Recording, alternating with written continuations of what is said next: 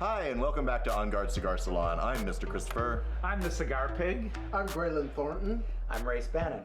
I'm Vince, otherwise known as Bondage Otter. And lest we forget, behind the camera is our shiny producer, Pup Amp. Shiny? I can't tell about shiny. That's a different pup. I'm not ready for the party. Speaking of parties, we brought Vince on today because I'm not going to say he has the best sex parties in San Francisco. He's a slut. That I'll admit to. Vince does know how to throw a decent sex party, and we get lots of questions about how do you behave, what do you do, especially for first-timers going to a sex party.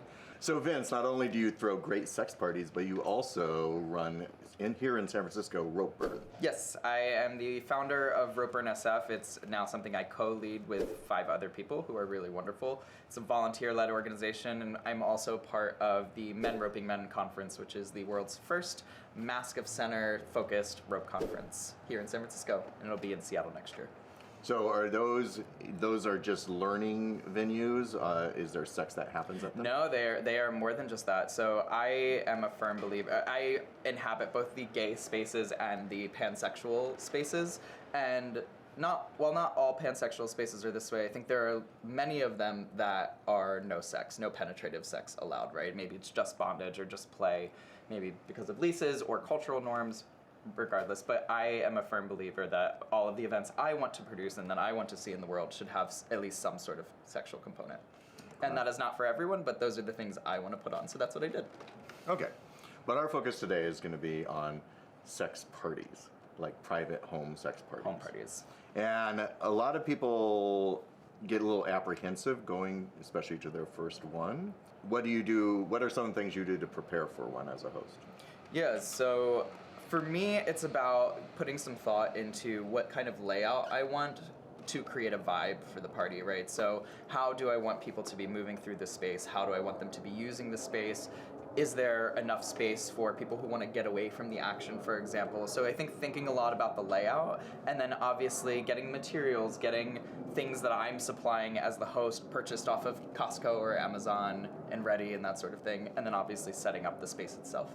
How many sex parties have you thrown? Oh, dozens at this point. Dozens. Yeah. And what is the difference between a play? What do you all think is the difference between a play party and a sex party? Because we did at Gear Up play party etiquette. Yeah. And that's usually like BDSM, right? Yeah. What do you think is the difference between it?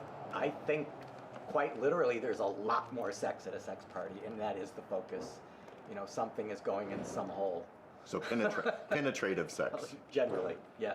To be fair, at Gear Up, you guys did how to attend a sex party for people that attend, not for people who are running them. So it might be a bit different coming from this perspective today, too. And you're going to do another one in just a week, just a couple right? days. Are you ready? Am I ready? I feel like I'm never ready for these parties, but then we get through them and then we say, oh, that was really great. We had a great time. I don't want to think about it until the next one. So what are some of the things you do to prepare for a sex party as the host? Ooh, so cleaning the house, first of all. Sure. As much, no, of the bad kind of filth. Wait, what's the bad kind of filth? I don't want the slings to be dusty. Slings being looby is fine. So that's what you mean by clean the house, the slings. Exactly. We thought you were dusting the furniture. Is your dirty laundry everywhere? Hanging on the slings to dry. Have you ever been to someone's for like a house party or a dinner party and they just like, there's no shame? Yes. Oh my God. Yep. Or even like someone you just meet online and you get there and you're like, oh. This is how you live? Yeah, do you remember the site, and I've brought this up before, Lurid Digs, which used to shame people for what their environment looked like in their profiles? So you do clean your house, I did right? not know this. So I live like a college student, so I really do. I'm a very messy person, so. You also have 3 people in a 1-bedroom, so it's fair. But do you tidy up before you have sex partners come over? I don't play at home much. Okay. Yeah. but I would.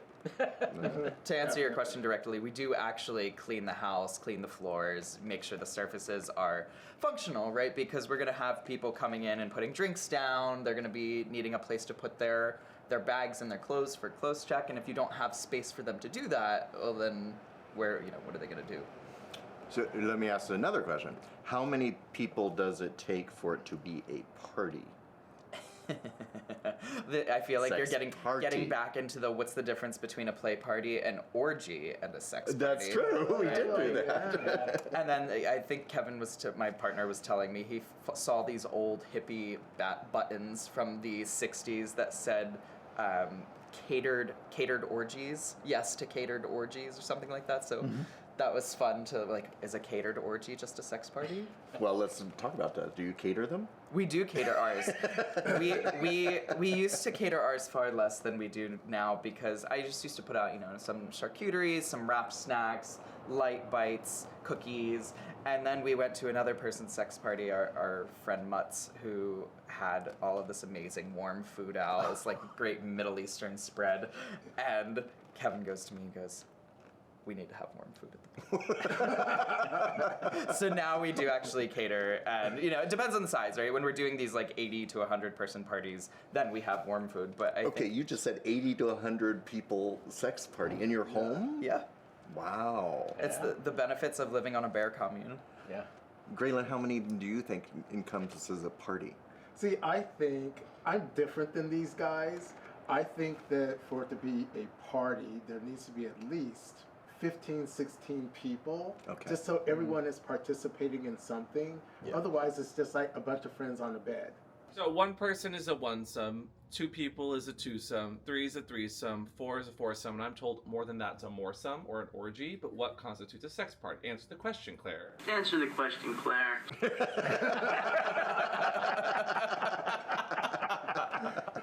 I saw some. This is gonna dodge the question, but also reference something else that I saw, that an orgy becomes a sex party when there is food available, actual food available. Really? Why is that? This You would is think not that- necessarily my opinion, but You would think that you wouldn't want bottoms to have food at a sex party. we're professionals. Is it We just for can the eat tops? food and bottom at the same test our time. We know how to clean out. We have Imodium. It's fine. So food is an important component. I think so. I also think of an orgy as a little. How do I put this? At a sex party, I feel like it's a little bit more of a party, like a dinner party almost, right? Like you've invited these people into your space, you're getting to know and mingle, right? And an orgy, I feel like an orgy is something that I organize on Sniffies, where I'm having 5 guys over. They might not know each other. You're not There's feeding them. And then from there, it's right. I think there's a level of interpersonal interest. People are invested in one another more at a sex party, I feel like, than an orgy. I think you nailed it. The Sniffies orgy feels a little bit more anonymous, whereas I feel like your sex parties that you have that are spectacular, that are some of the best, I feel like I know at least 25% of that party personally in some way. I think a sex party has a bit more familiarity or familial feel to it. Yeah. That's the phrase I use. Your parties feel familial. I feel like they are family. And even if I don't know some of those people, they're one removed from people I do know. So there's that connection already. Or you see their ass and you're like, oh, I recognize that from Twitter. I'll never forget walking around one of my parties and looking over on the couch and being like, whose ass is that? And then I see Race's head pop up. I'm like, oh, it's Race. Damn. I remember that night. Yeah, this man has the ass of a 20-year-old. Right on. He looks good in the jockstrap. So. He does. But when I think of orgies, I think of places that I don't want to stay longer than after I come, or even if I do come. It's like I'm gonna drop by, we're gonna do this thing. I don't want to know these people. We don't want to talk about it. I'm going to leave and it never happened. But at a party, I want to hang out. I want to be there with everyone and talk. As long as it's not in the sex space, I want to talk and have conversation. Well, that kind of makes sense, because if the host is inviting people to this space, more he's going to know, or they're going to know everyone he's inviting, and those people are going to know each other as well. You know, I've used the metaphor many times that a good sex party is like hosting a good dinner party. And you invite the people you think are going to have conversation at a dinner party. You invite the people you think that, even if they don't necessarily directly play with each other, are more likely to play with each other or be around each other that are playing. And so inviting's really important, and that invite list is really important. That actually is a great point that one of my leather daddies likes to bring up. He says all the time to us, he goes, you know, you guys are really lucky that, one, your friends are slutty, period. But more importantly, they like to fuck each other in front of each other, which can be nerve-wracking, right? But we are lucky, I think, in major metro areas, you can amass those groups of people who, yeah, we're all friends, and we like to fuck each other in front of each other. And that's not as weird as it would be elsewhere. I guess that's true. We are spoiled, maybe, on some level, because we do tend to have sex amongst our friends and not think twice about it. So I guess it is different elsewhere, but... Well, so one of the reasons we want to do this episode actually was because of your sex party. While I was there, jumping from sling to sling, two people came up, and because... With people who have been in the community, who we've known for years, who have been in public sex spaces. They were like, how do you navigate a sex party? Because they were kind of against the wall going, like, they wanted to jump in. It's like being at a roundabout and not knowing when to go. They never let you in. They're stop at you because you haven't gone yet. Yeah, because I'm doing circles. But I think that's because a lot of our friends are used to going to dungeon parties or play parties. And there, you have something very specific in mind. You're going with someone, you have all your equipment, and so it's predetermined. Or at least you know what you're going to do. But at a sex party, it's just like, hey, we're all here, let's go. Yeah. You know? And then the other thing I think we all remember when fisting was a more advanced level kink, and not a lot of people were doing it. Fisting is the new world. Now, all the 20-year-olds are like holes this big and like How big? What was the name of the fisting club? The Sling. The Sling on Natomas. The Sling, yes. Wasn't it on Natomas? Oh, Yeah. It's just a room with slings. That was all years the way down. ago, right. That was such a great place. It was such a great oh place. My God. I had only been there twice. I loved it. So how much do you think fisting is now encompassing sex parties? Oh, I mean, I think fisting is more popular than ever. Just the number of communities, apps, there's now a sniffies for fisting, right? There's the same cruising esque app for fisters. So I think fisting is kind of getting back to its probably pre-AIDS levels or beyond. So I think that's the case, but it's also a self-selecting group. I hang out with a lot of fisters, so there is a lot of fisting at my parties because... I think it's way bigger now than it was even back in the day. Yeah, and I wasn't into fisting even a year and a half ago, so I felt like, okay, I'm out of my depth here. And I felt kind of. You didn't even know. Now my hole's as big as a 20-year-old. Now, you know, you mentioned pre-HIV, so I want to give a little plug to back in the day, if I may, because currently you guys are far more plugged into this than I am. Back in the day, I was probably more plugged in, but I do want to say one thing about responsibility, because the first thing people always do about public sex or public sex spaces is, oh, how dare they, what's going on here?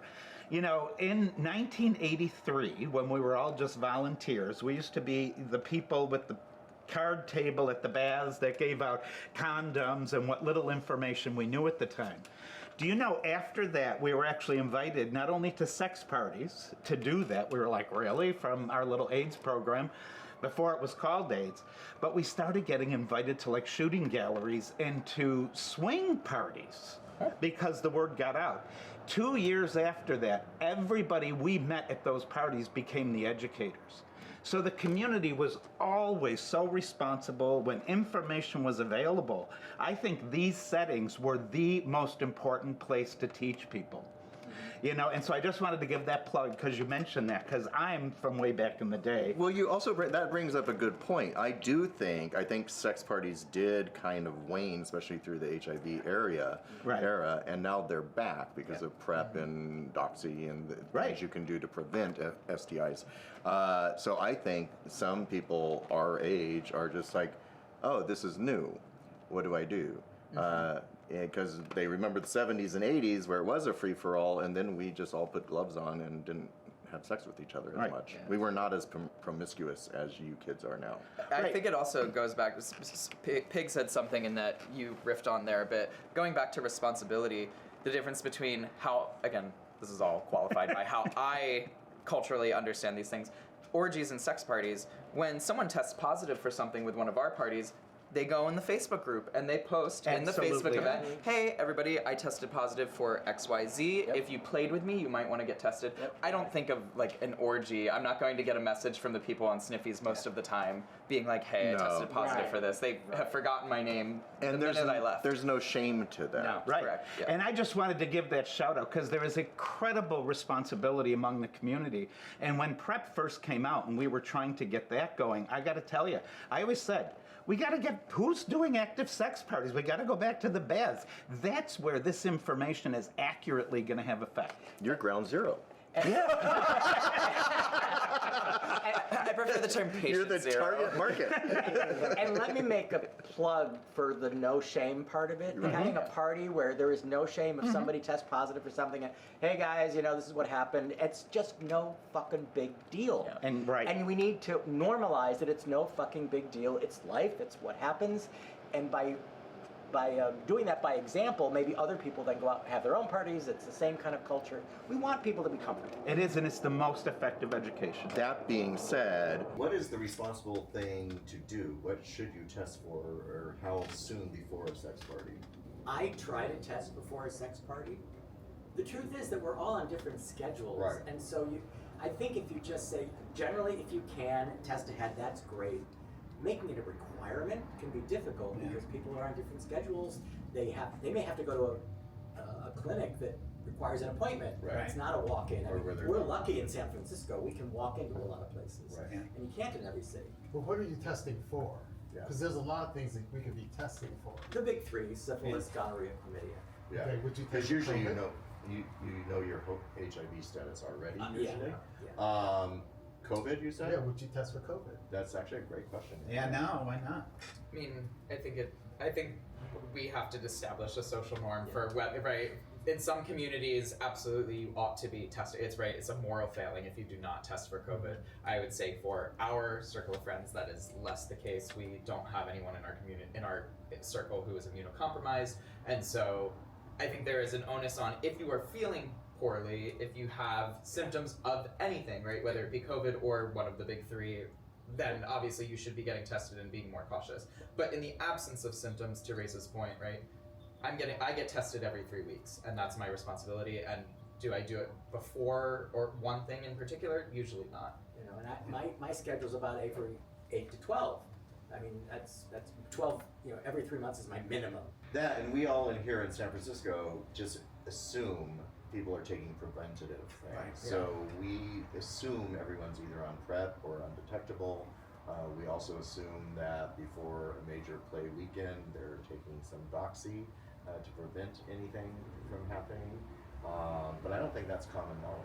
I agree with you, and I think people starting out, it shouldn't be required, but you should really encourage people to think about PrEP if they're new to coming to it, and if they're in a community, you know, where it isn't readily available, that they really should seek it out. And once you get into that cycle, you know, the provider is responsible for making sure you test before you get your next PrEP, and it's just something to do.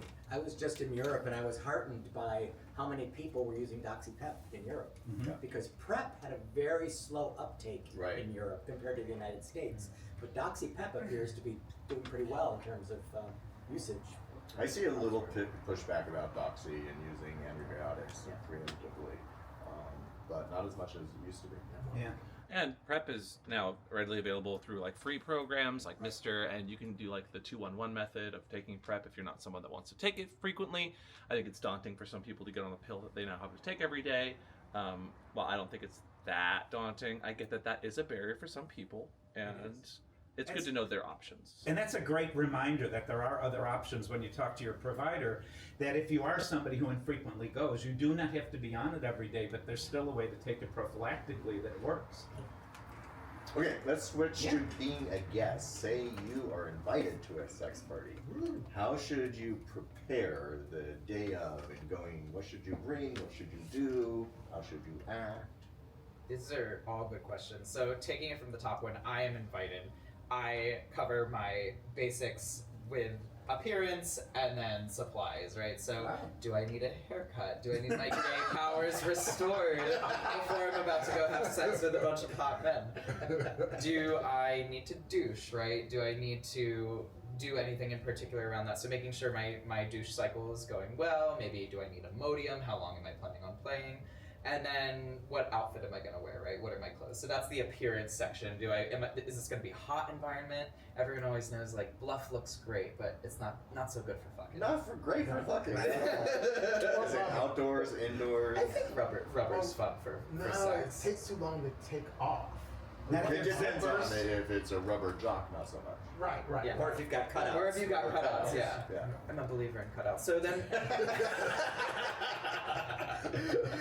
other than the appearance side of things, then I think it goes to what supplies do I need? Do I need fucking lube? Do I need fisting lube separate from my fucking lube? Do I need poppers? Do I need boner pills, Cialis, Viagra, that I'm probably not mixing with those poppers? Right. Do I need recreational substances of my choice that are within the rules defined by the party hosts, which you should be checking on? Those are sort of the key checklist items I look at for my own parties. And then obviously things like phones and bags to carry around your accoutrement at the party. So you don't expect the host to provide the lube? No, I think that's a problem, especially for someone like me. I'm allergic to glycerin in lube. So any water-based lube that has glycerin in it will burn my hole. And so I basically am stuck either using fisting lube or spunk, which is like a hybrid lube, hybrid silicone lube. So I think people should bring their own lubes, but I, as the party host, do have spare lube just in case. So we do have a lube station. You can get a little cup and pump lube into it. And if you're into fisting, we do have frozen J lube that I can thaw for you and put into a cup if you need it. But How do you thaw it? You put it in someone's butt. just run it under some hot water. I usually put it in bags. So I will literally put the J lube in Ziploc bags, put it in the freezer. So I have like 8 of these packs pre-frozen. And if someone comes to me and says, hey, do you have any spare J lube? I can just go, sure, run it under hot water and put it in a cup. See? This is why we do this show. New things.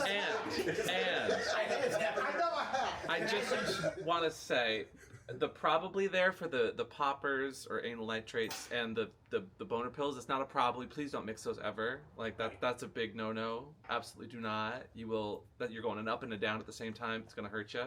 And can I mention one more thing in that? That's a down and a down. They're both vasodilators, right? That's the problem. Right. Sure. The problem is passing out and or potentially having a stroke. You become hypotensive and then you just go out and then hit your head and it's bad for the party. Yeah. But you mentioned one interesting thing. We used to get people in the clinic who thought they had an STD because they had either itching or pain in their rectum, and it was really they were allergic to the lube and they hadn't thought that. So if somebody does get that, and usually it's itching or pain, and if they think, oh, I went and got tested, I'm fine. No, start using more, hypoallergenic lube, water-based. Right. Not to be the downer, but. No, but I'm really curious about these hacks. What else don't we know? Give us some other good pointers.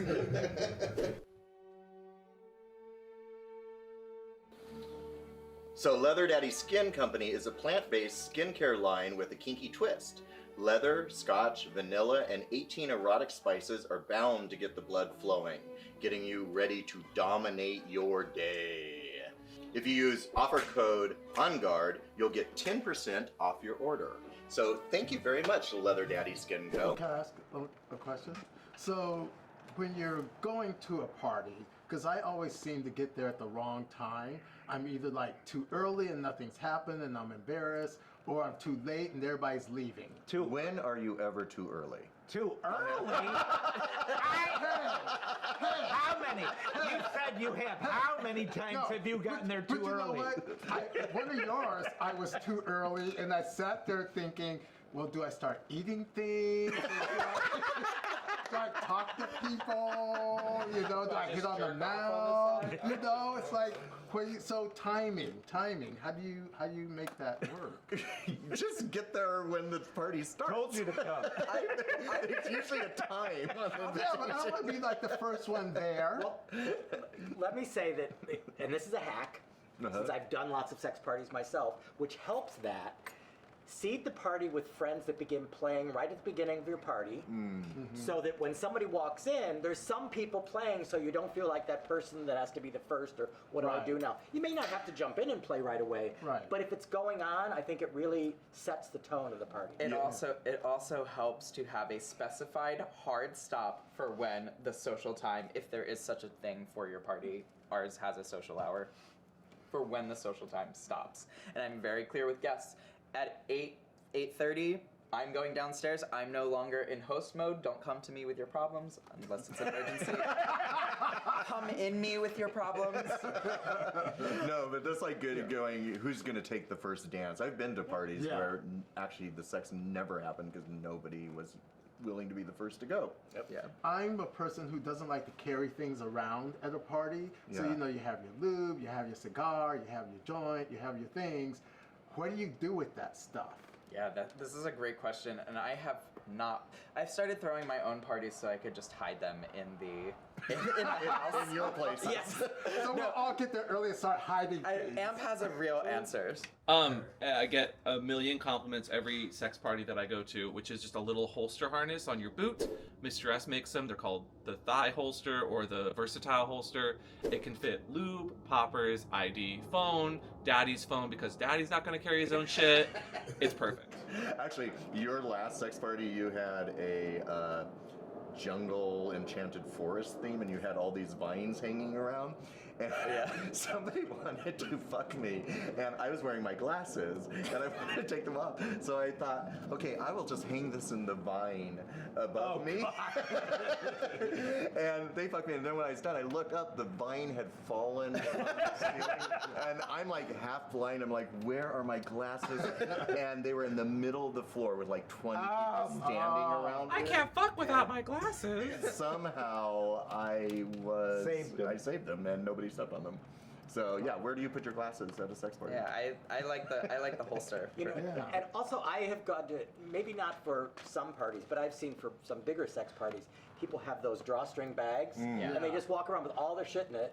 And then if they're going to play, they just set it down next to them, and then they put it back on if they're going to go somewhere else. That's what I do, and I don't like. That is what I do. I don't like having to have like. No, I agree.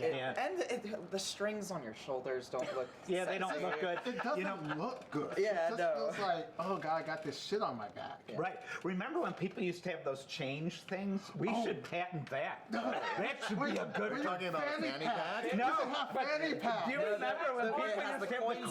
Yeah. They're bad. Oh yeah. We can wear fanny packs. I still have them. Wear your fanny pack. Get a new one. Maybe Yeah, that'll really go over big. You'll be popular with your fanny Let's pack. be the guy with the fanny pack with Snoopy on it. I feel like we've gone off on it. You know, we were talking about what to bring, and one of the things I always bring is I bring my own little bulb, just in smart. case I need to freshen up. And they don't have facilities, or I don't want to use somebody's facilities. You can go into the bathroom very quickly, do it. You can't do a major thing necessarily, but you can do a little cleanup. That's a great point. At a minimum, I like to bring a douche nozzle with me because I don't want to necessarily have to clean. If they do have cleaning facilities, I don't necessarily want to use their nozzles. Yeah. And so then we do have a guest nozzle that we put on and then ask people to disinfect. What happens if, for some reason, you're there and somebody accidentally strikes oil and there's a mess?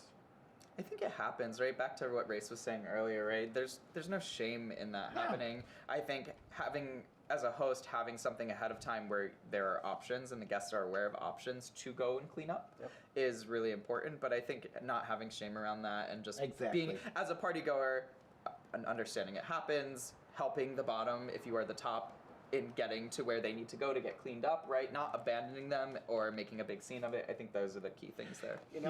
Go ahead. Years ago in the 70s, the Mind Shift used to have a sign that said, "Shit happens, get over it." Yeah, exactly.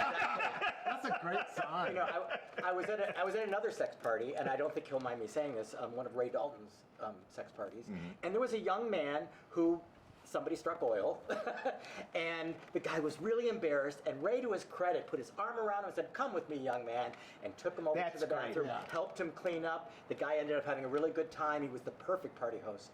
So, you know, It happens. It happens. It happens. Yeah. I'm curious. We've talked about the do's, and we're kind of getting into the don'ts. But like, sorry, do's, haha. What are the don'ts? What like for instance, a big don't wear cologne. If I smell Axe body spray, That is horrible. I had a guest coming from London who almost wore cologne. He came out, and I'm like, go shower. You cannot walk into there. San Francisco will murder you. Yeah. Again, culturally dependent, right? Like our dads in Vermont, they went to a party in the Northeast once, and someone basically told them, like, "You guys have armpit smell." Oh, that's We're like, yes. Nature's puppers. I've been working on this for days. Decades even. But I mean, and to that point, a lot of our friends are kind of armpit raunch pigs, right? But there might be, if you're going to a big group party, there might be just a limit as to where that could go. Clean off. Yeah, so it'd be a little bit. don't douse yourself in a cologne or a body spray, please. Yeah.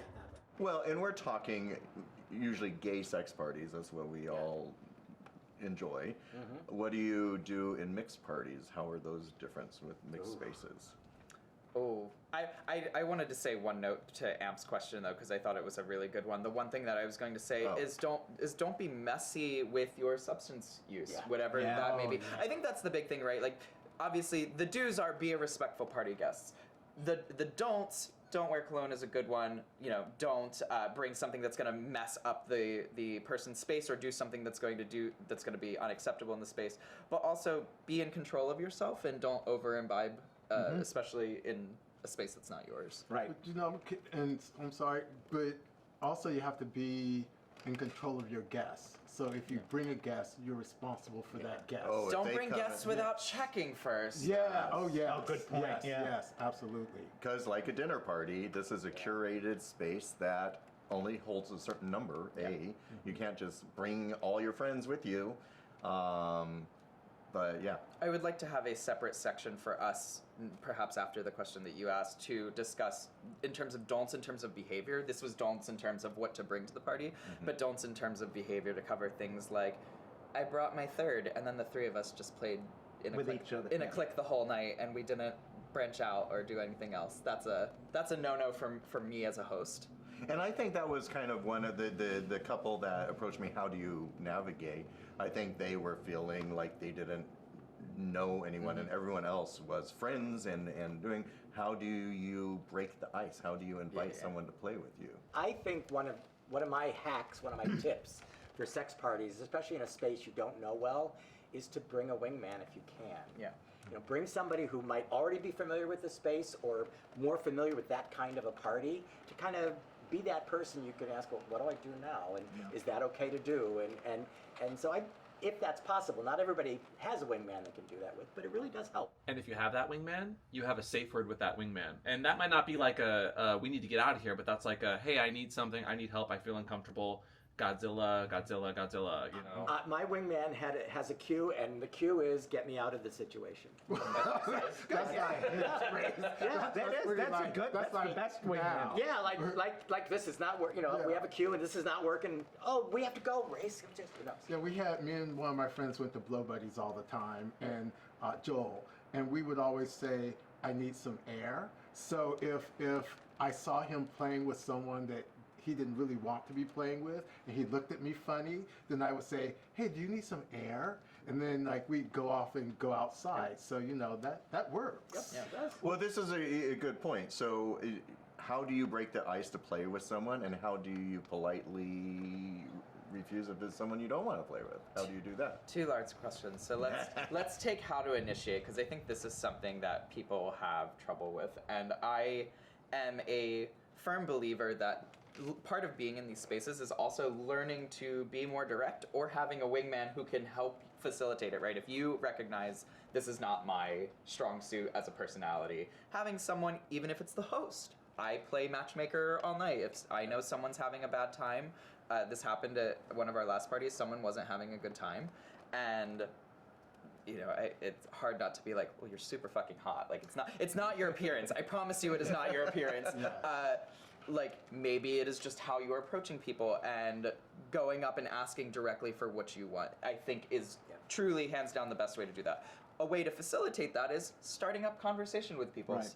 Have a conversation about something not sex related. Once the conversation runs its course, say, hey, I find you really sexy. I would love to fuck you, or I would love to have your dick in me, etc. Whatever that may be, I think works. Maybe not that forward, but No, being that forward is fine. No, he's right. It's Absolutely. a sex party. But what if you're already in the dungeon and you don't want to have a conversation? Like, I'm perfectly fine just sort of rubbing up against someone or touching them and thinking, you know, they know how to respond. Yeah. But I think some of the younger people who are not used to that and get caught up in the whole consent thing don't think that they can go and brush up against someone because they haven't consented to doing that. So they're waiting for the consent. Yeah. you are at a sex party. I think you've done enough consent to get there to begin with. That's what I was. Well, that's what we think. That's what But the we younger think. generation, if somebody asks me, can I give you a hug again at a sex party, I'm going to be like, yes, you can give me a hug. You can touch me. And, You can- and I do think that we are talking from a gay men's perspective Right. around our consent guidelines are a little bit different, especially in a sex party environment. Right. Then they might, and I don't want to dictate what other people should do, but in our culture, But you also do. agreed to a certain amount of consent when you went to the party or you went to the sex club. And this just fascinates me. It fascinated me most when we did the episode from Gear Up, where so many questions about consent. Yeah. And I don't minimize that or try to, but there is a point where it's a little crazy, I think, just me personally. But to that point, it's one thing for me to brush up against his thigh and see what happens, right? That's one thing. It's quite another to inject yourself into a scene that's already going on. With Yeah. people. Oh. Right. I mean, that's that. So there's There is, but we learned that in sex clubs. I think like Blow Buddies or that. And it just seems like that kind of camaraderie is lost or something. And from my perspective. I also think, to Graylin's point, even if you're not comfortable brushing up with someone and making the eye contact, very traditional cruising and seeing if there's chemistry and reading the room, I think walking up to someone and saying like, hey, are you looking to play? Are you playing right now? Are you on a break? If not, would you want to play? I think that's what I do at most parties. Yeah. And about handling rejection, I think one of the biggest things for partygoers that I like to impart on my guests is that there are a million reasons someone might not want to play with you in that moment, and it is not always about you. And taking my own medicine, I was at a play party in Portland, actually, this play party in Portland. There's this guy who was super hot and heavy with online, saw him in person, was like, hey, do you want to play? Not right now. I then, not taking my own advice, started spiraling down this hole of, oh, fuck this. Like, I knew he was flaky, like, knew this was gonna happen, you know, I'll talk online and then in person, maybe it's my voice, maybe it's how I looked, whatever, but obviously it's me. And then later in the night, I was on a bed getting fucked by someone, and then I feel this huge dick go in me, and I turn around and it was the guy. And it really did mean, not right now, because he was either tired or did too many poppers and needed a break, or just needed some space, right? So I think not everyone is nervous at these parties, especially until they really get going, and not taking that on so personally is something everyone can benefit from. Yeah, so sometimes a sex party is a marathon too, because you're going from one to one to one. Sometimes you need a breath, and there's a refraction period as your balls try to boil up. So, and people will come up to me right after I just finished and like, want to play? And I'm like, not now. Or just walk up and stick their fist in you. Give me 10 minutes. Well, I also think another way that is a little easier for some people is, let's say you're at a party and maybe you're the social part of before, but you say, I think you're really hot. If at any point during the night you feel That's like good. playing, That's just grab me, Yeah. you know, or whatever. That way they may or may not. So the ball's kind of in their court, and you feel like you've done the appropriate cruising and whatever, but you don't feel like you're going to get immediately rejected. If they don't, that's great. But it's kind That's of smart because you're giving them the out Yeah. without really making it any Exactly. kind of polarized thing. That's a great. Because to his point, they may or may not want to play with you for many reasons. Yeah. So they may be waiting for somebody to join the party that they've already predetermined they're going to play with, And for example. there's one more thing on this topic that I really want to touch on, which is just like what do standards look like for attendees at a sex party? I think I am okay, and please don't cancel me, internet. But the being honest about the fact that at a sex party, a good sex party, attendees should have, in my opinion, a mindset of balancing. I really would like to play with these people, and I'm going to go outside of my comfort zone of whatever narrow niche thing that gets me off and play with some people that are not my type. I think there needs to be a level of adventurousness for partygoers, or at least I think when partygoers have that, the parties end up being much better, right? I've played with a ton of people who maybe weren't my cup of tea on first glance, but I'd heard they were fun, and we had a great time. See, yeah. Sometimes it's not, but I think a good party goer will strike a balance between like I'm making sure I'm getting to play with the people I really want to play with, and also if someone wants to play with me, like being willing to go there. I think I don't want to tell people you are obligated to have sex with everyone. I don't think that is true. But I think there needs to be some flex in your interests. Yeah. To the point earlier, right? Like the throuple of muscle bears from out of town who show up and they only play with people who are super steroidy muscle. Come on, guys. Yeah. Go to a different party. Cancel. Yeah. Go to a different party. So I want to circle back to something you just said about being respectful of people playing. So a good example is I, at a sex party, saw you fisting someone, and both of you I've played with before. I have a good rapport. I know you'd be welcome to it, but I didn't want to interrupt your vibe. So what I would do was I kind of would watch on the sideline until you kind of looked up or noticed me, and then I'd be like, I'd just do a little hand signal. We used to do lots of looks and signals to each other that would a nod, like if you were engaged with this person and you didn't want anything else to interrupt you, you'd just do that, and I'd be like, okay, next.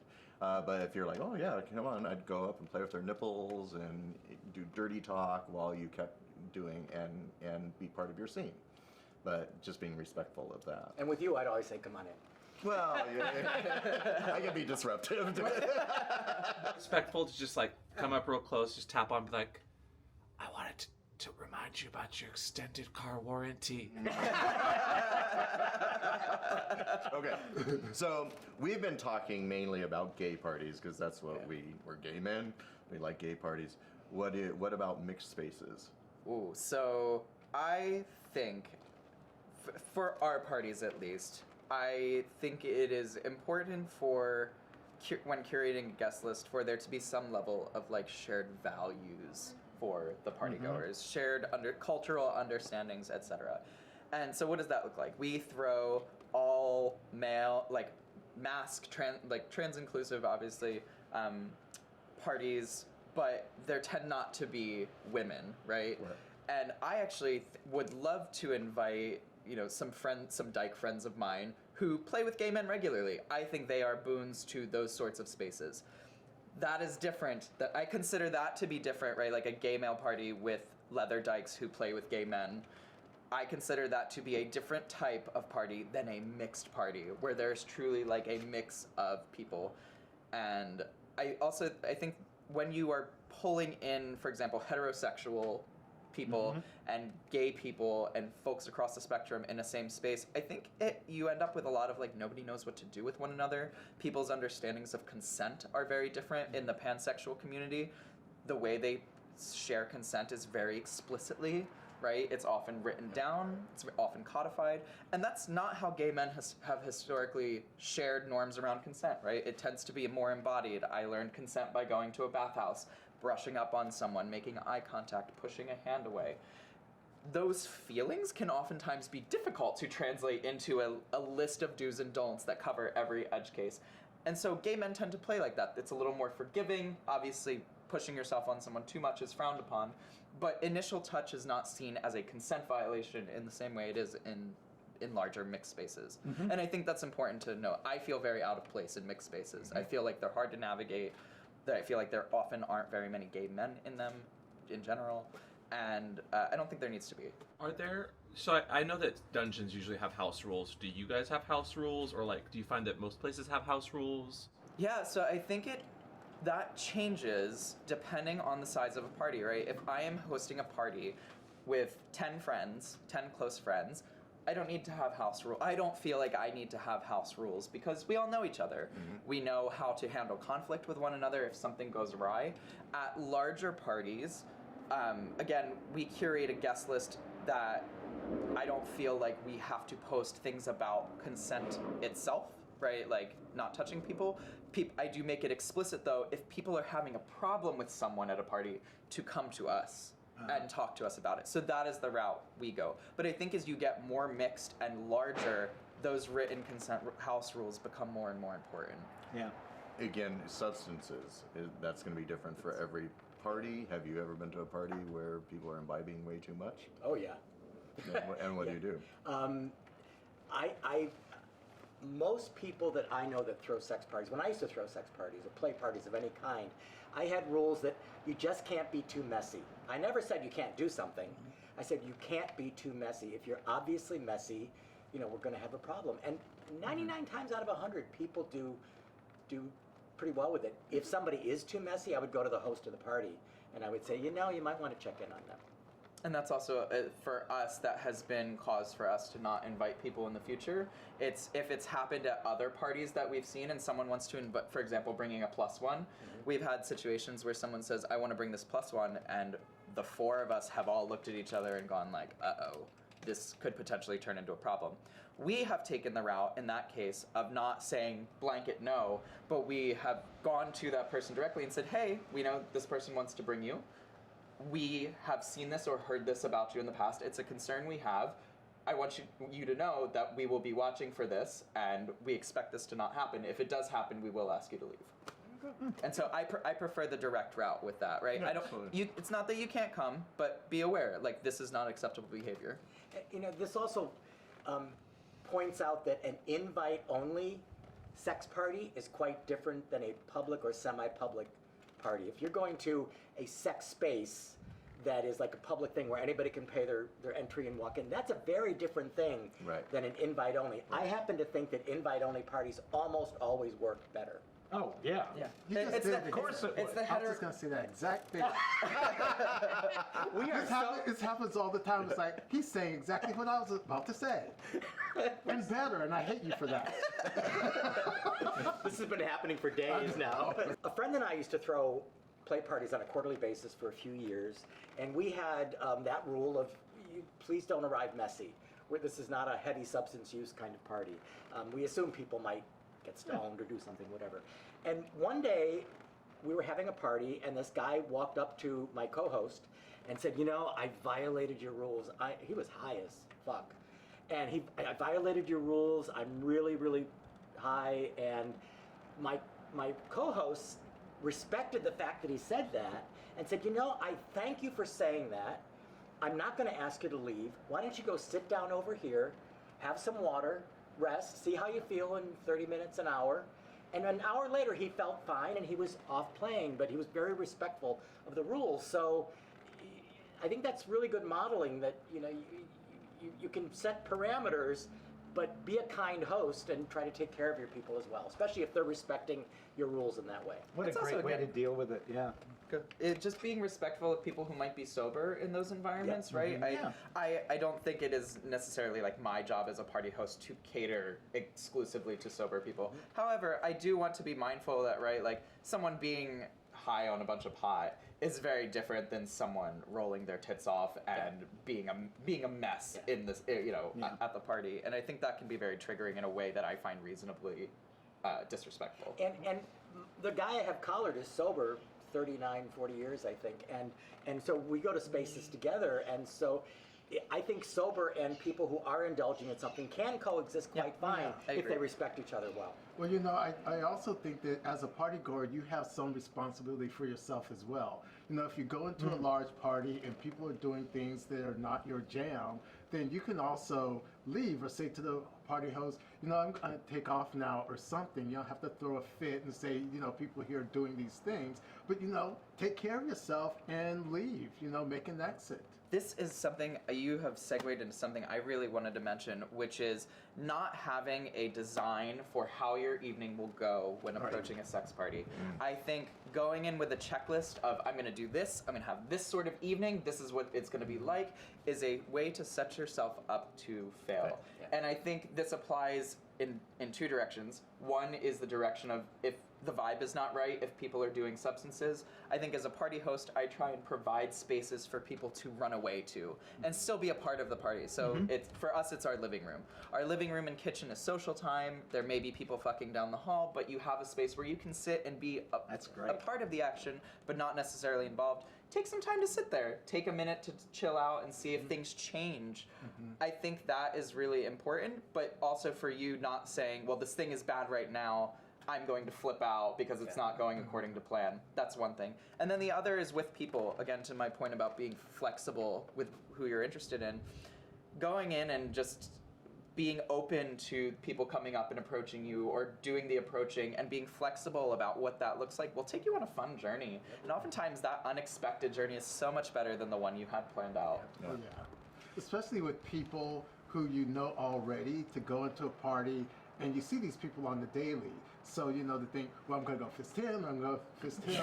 And then you forget about all the new people who are there who might be as fun as well. Yeah. I mean, we have a sort of, we don't fuck around with our friends at parties during Folsom. It's like, because we could fuck around with those people anyway. So we're looking for the new people. Fresh meat. Fresh meat. Yeah. Corollary to that, I find Folsom to be a good time to fuck the San Franciscans who are always too busy during the year, who you never get to play with, right? You're like, we've been chatting forever, we've never been able to hook up because of logistics, but we're at the same sex party at Folsom. No, I'm with Graylin. Fresh meat. Wait. Show of hands. Fresh meat at Folsom? Raise your hand. Girl, I know you. Raise your hand.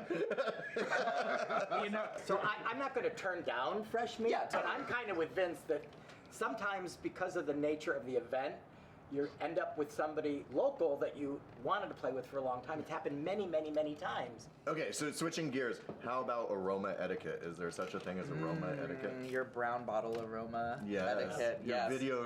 video head cleaner is what we used to call it. I think it's really good form to get one of those sniffers with the valve control on it or with a lid that pops open so you can control the flow very easily.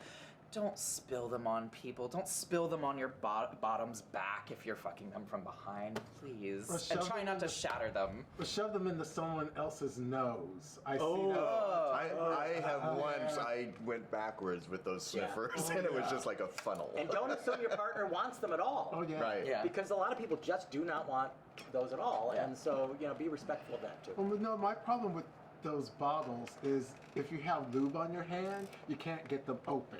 And so, you sit there. That's why you need a sniffer. Yeah, absolutely, because that's hard. Or old horse trick, right? Get a spice bottle, like one that you have your McCormick's paprika in, stuff some cotton balls or a paper towel and wet the cotton balls, and then you just pop the lid, and learned that from my elder gaze. Yeah, the And it works cotton pretty balls well. are big. You're welcome. Just do a high-end one. Less spicy. I used to take Q-tips and dip them in and break them off in a gas mask. Or Oh, that's smart.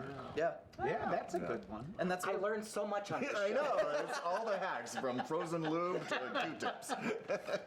So what happens if someone does spill a bottle of poppers in the... Well, everyone around them is going to get a headache, which does happen. I think it's something to be mindful. In addition to getting it cleaned up as soon as possible, is also just checking to make sure everyone's okay. There have been times where I've been at lab in Berlin. Someone spilled a bunch of poppers near me, and I had taken a Viagra, and I actually got close to passing out because just being in the vicinity of those very strong European poppers.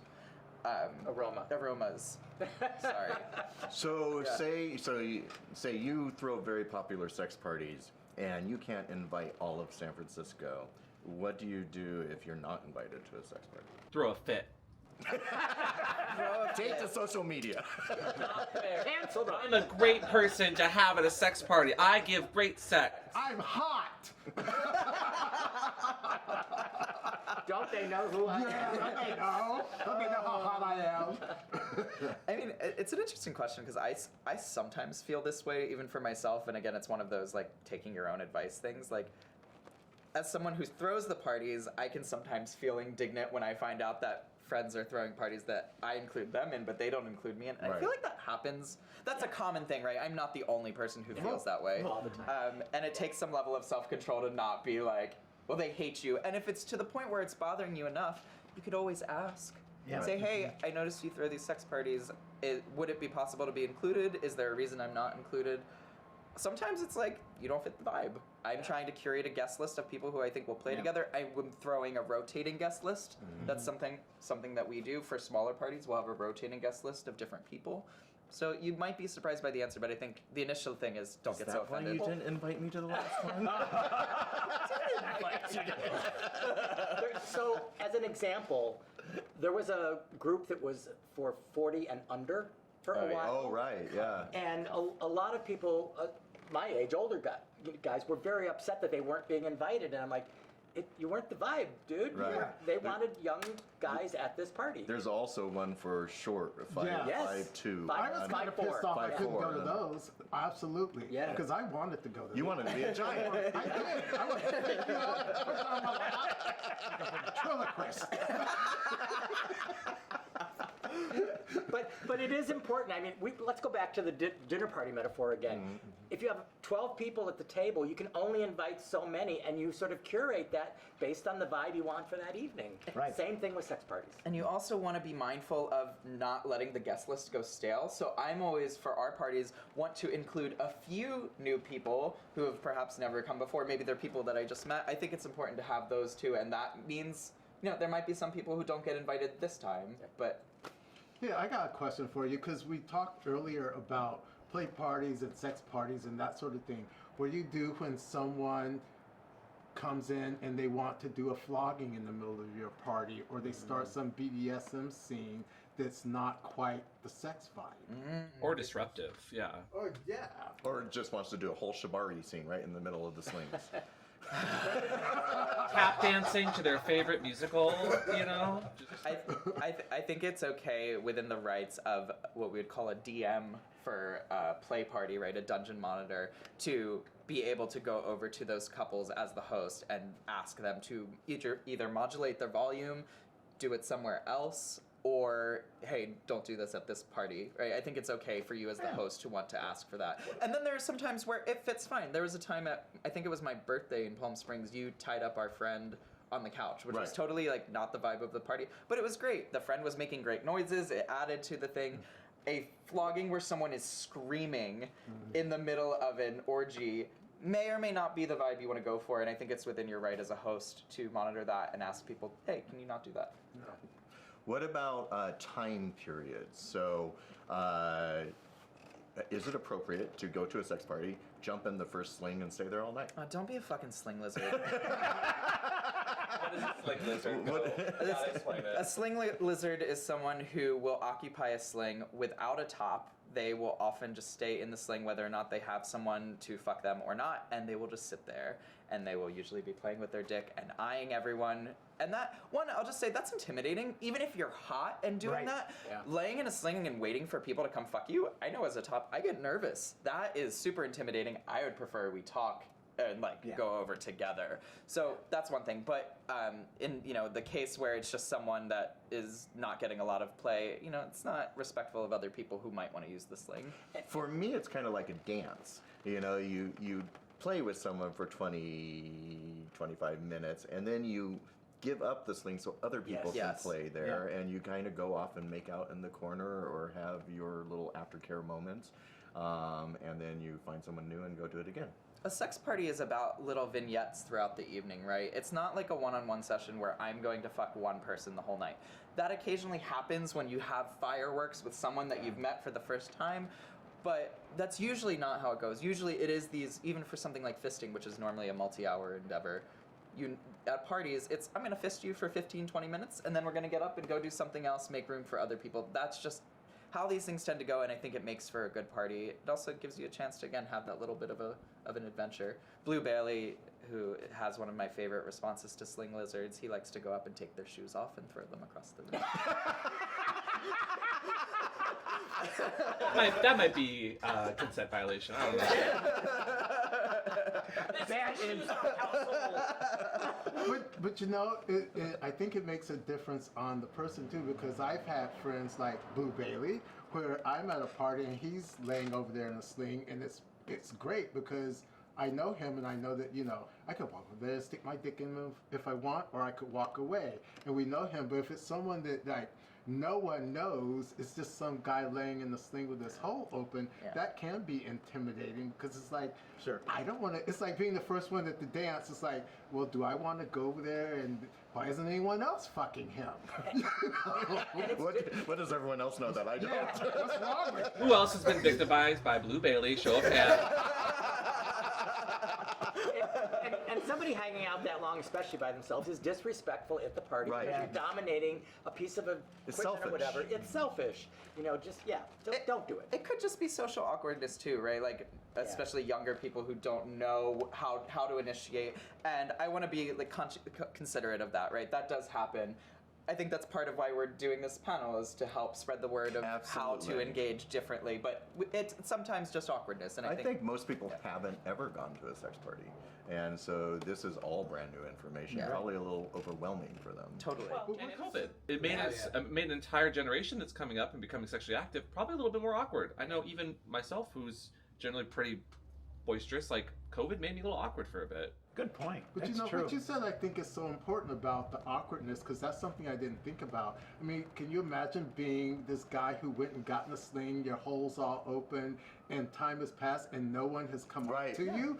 It's kind of embarrassing to go like, okay, well, I'll get out of the sling now. You know, that's got to be hard for the person. That's so true. And as a host, you might say to all attendees, oh, you know, I have some people coming to this party that have never been to a sex party before. If somebody seems a little quiet, go talk to them.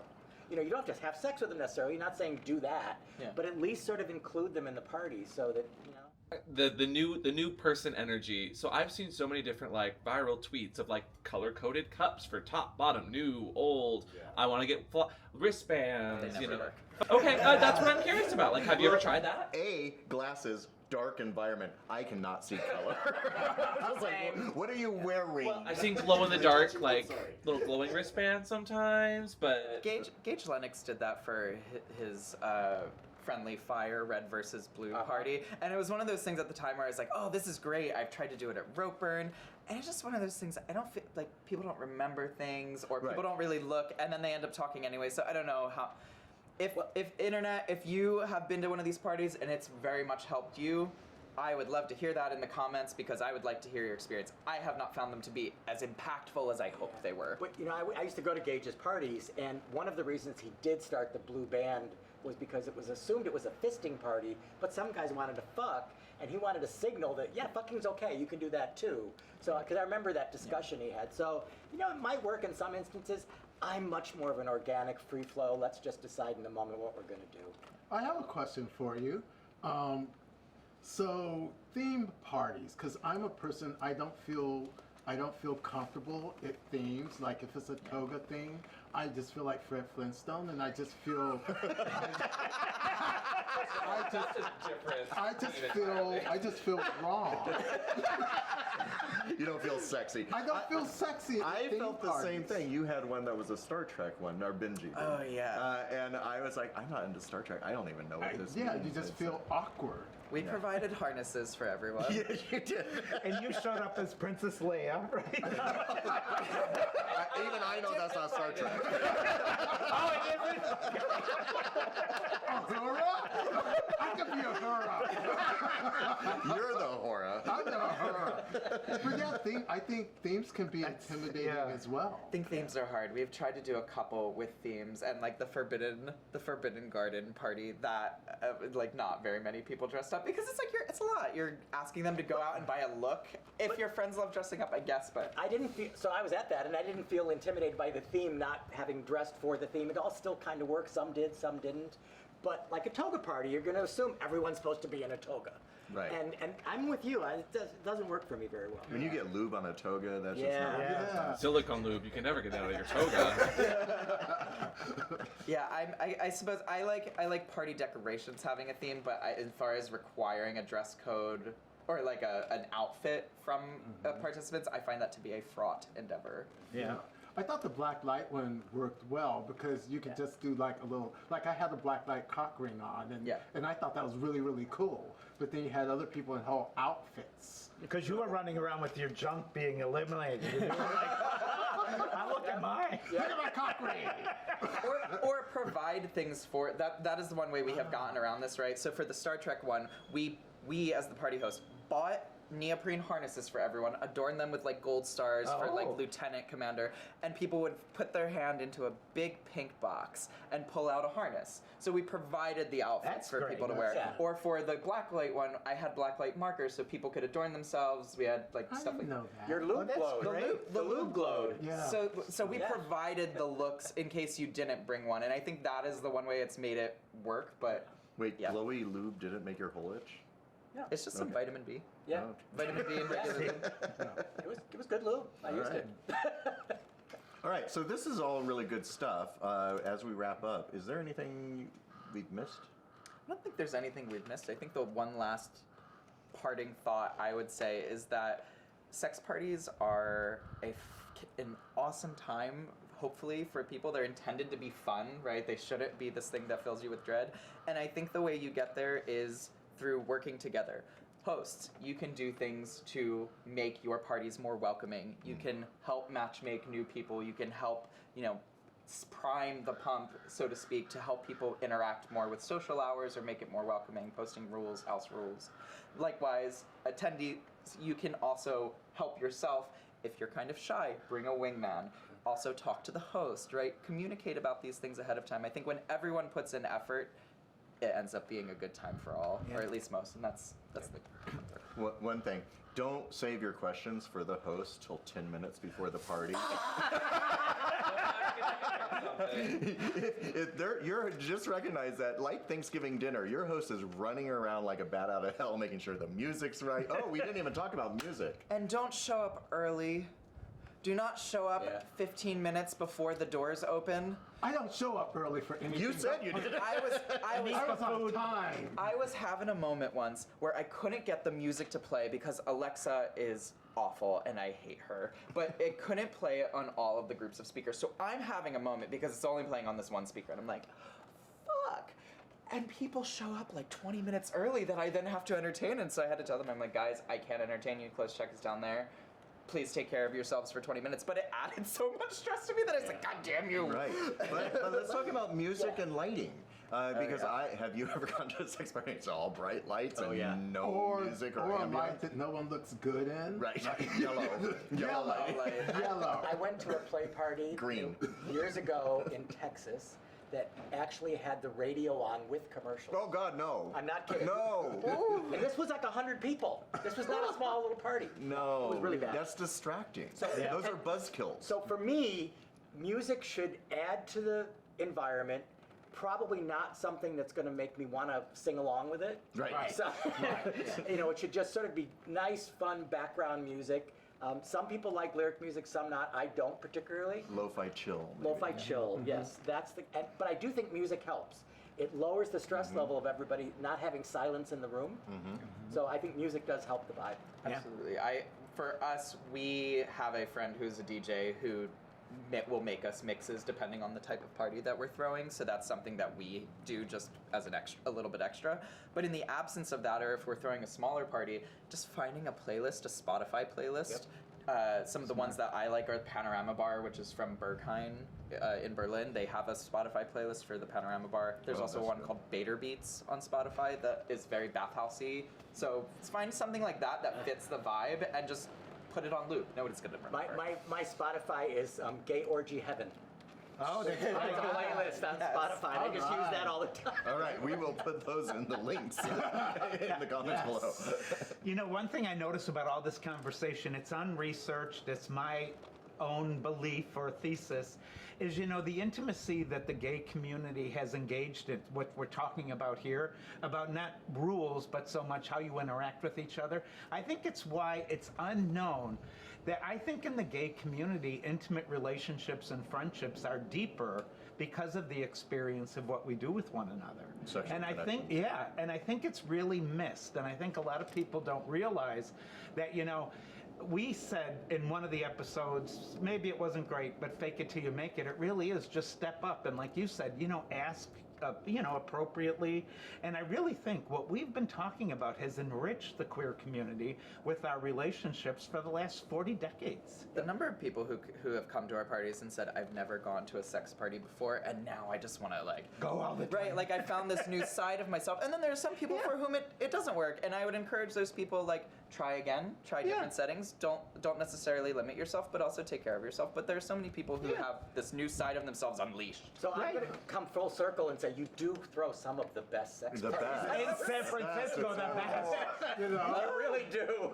I was told several times that at sex parties I look mean and unapproachable. What you do all the time. I have resting bitch face. He's just I know, stoned. I know, and I am stoned, and that's it. So at your last sex party, I was practicing my pleasant face. Can you all see what that looks like? What does that look like? Do a pleasant face. More teeth. Are you disappointed in us? What did we do wrong? So yeah, I practice my face now. Great. And with that, I'm going to call time. Thank you so much for coming and talking and sharing all your thoughts. Where can people find you? So y'all can, first of all, thank you for inviting me to be a part of this. I love you guys very much, and it's great to get to do these with you. It's part of what makes it fun to throw these parties and go to yours.